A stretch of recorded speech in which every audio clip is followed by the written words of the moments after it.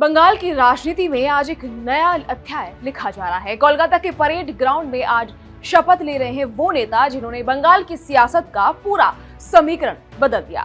नाम शुवेंदु अधिकारी, वही शुवेंदु अधिकारी जिन्होंने भवानीपुर सीट पर ममता बनर्जी को हराकर राजनीति के सबसे बड़े उलटफेरों में से एक को अंजाम दिया और अब वो बनने जा रहे हैं बंगाल के पहले बीजेपी मुख्यमंत्री।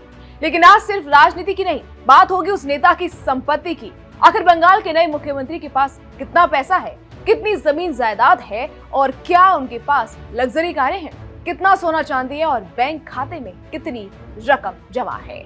2026 विधानसभा चुनाव के दौरान शुवेंदु अधिकारी ने जो चुनावी हलफनामा दाखिल किया, उसके मुताबिक उनकी कुल संपत्ति करीब 85 से 86 लाख रुपए के बीच है। अब ये सुनकर कई लोग चौंक सकते हैं क्योंकि आज के दौर में बड़े नेताओं की संपत्ति करोड़ों अरबों में सुनने को मिलती है, लेकिन शुवेंदु अधिकारी का हलफनामा एक अलग तस्वीर दिखाता है। उनकी चल संपत्ति यानी कैश, बैंक बैलेंस, सेविंग्स और इन्वेस्टमेंट मिलाकर करीब 20 से 25 लाख रुपए की है। सबसे दिलचस्प बात यह है कि उनके ऊपर किसी भी तरह का कोई लोन या कर्ज नहीं है। और जरा वो बात सुनिए जो सबसे ज्यादा चर्चा में है। शुवेंदु अधिकारी के पास ना कोई लग्जरी कार है, न कोई महंगी एसयूवी और न ही सोना चांदी या भारी भरकम ज्वेलरी। जी हाँ, हलफनामे के मुताबिक उनके पास 1 ग्राम सोना तक नहीं है और कैश उनके पास नकद सिर्फ 12,000 रुपए थे। अब जरा बैंक बैलेंस पर नजर डालिए। एसबीआई, पीएनबी और आईडीबीआई समेत कई बैंकों में उनके खाते हैं और इन खातों में कुल मिलाकर करीब 7 लाख रुपए जमा बताए गए हैं। इसके अलावा शुवेंदु अधिकारी ने पोस्ट ऑफिस पर और सरकारी बचत योजनाओं में भी निवेश किया हुआ है। उनके पोस्टल सेविंग अकाउंट में करीब 60,000 रुपए जमा है। किसान विकास पत्र यानी केवीपी में लगभग 2,60,000 रुपए का इन्वेस्टमेंट है और एनएससी यानी नेशनल सेविंग सर्टिफिकेट में करीब 5 लाख रुपए जमा किए गए हैं।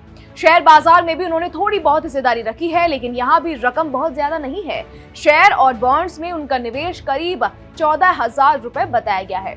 अब बात करते हैं उनकी अचल संपत्ति यानी जमीन जायदाद की। हलफनामे के मुताबिक शुवेंदु अधिकारी के पास करीब 60 लाख रुपए से ज्यादा की अचल संपत्ति है। उनके पास लगभग 9 लाख रुपए की खेती की जमीन है। इसके अलावा करीब 27 लाख रुपए की गैर कृषि जमीन भी उनके नाम पर है।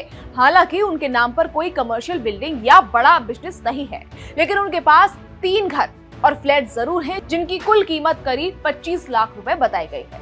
अब यहाँ एक और दिलचस्प बात सामने आती है। अगर 2021 के हलफनामे से तुलना करें तो उस वक्त शुवेंदु अधिकारी की कुल संपत्ति करीब 1 करोड़ 10 लाख रुपए बताई गई थी। यानी पिछले कुछ सालों में उनकी संपत्ति में उतार चढ़ाव देखने को मिला।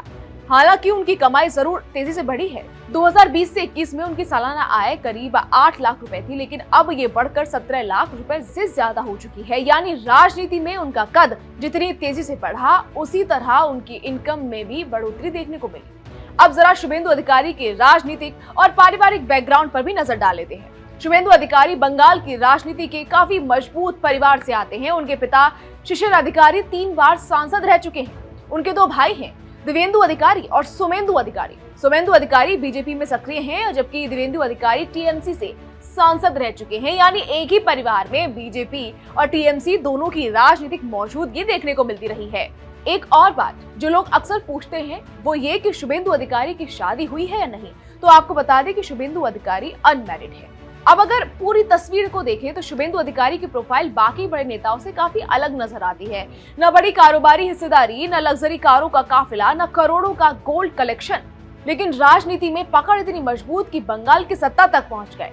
और यही वजह है कि आज पूरे देश की नजर बंगाल पर है, क्योंकि ये सिर्फ सत्ता परिवर्तन नहीं बल्कि बंगाल की राजनीति में एक बड़े बदलाव का संकेत माना जा रहा है। अब देखना होगा कि बंगाल के पहले बीजेपी मुख्यमंत्री के तौर पर शुवेंदु अधिकारी आने वाले दिनों में क्या क्या अध्याय लिखते हैं। फिलहाल कोलकाता के परेड ग्राउंड में शपथ ग्रहण चल रहा है, तैयारियां पूरी हैं और बंगाल की राजनीति एक नए दौर में एंटर करने जा रही है।